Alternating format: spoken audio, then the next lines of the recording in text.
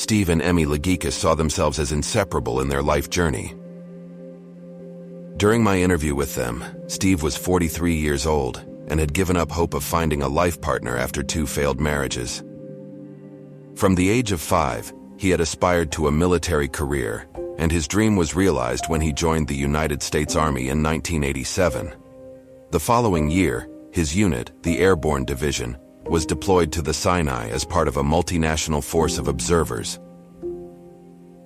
After returning to Fort Campbell in 1989, Steve's battalion was sent back to the Middle East, this time to Saudi Arabia for Desert Shield in 1990. He served as a squad leader for the 60mm mortar section and led combat assaults into Iraq during the Desert Storm phase of the Gulf War.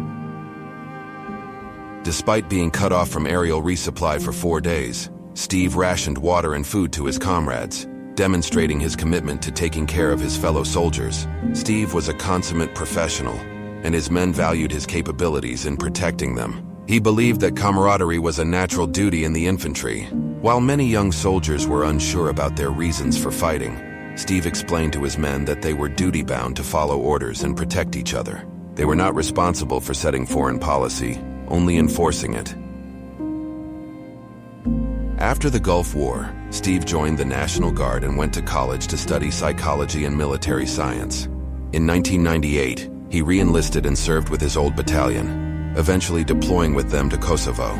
Steve was known as the Wolf among his comrades. When he was discharged in 2002, he began working on high structures, setting up cell towers. It was at this job that he met Emmy, who was the dispatcher for the same company. Steve's military service caught up with him in 2010, when he was diagnosed with meningoencephalitis due to his exposure to West Nile virus in the Middle East. This worsened his symptoms of PTSD, which he already suffered from. He was unable to continue working because of memory deficits and neurological issues caused by the illness. Emmy became his full-time caregiver, taking him to doctor appointments while also developing her embroidery business online.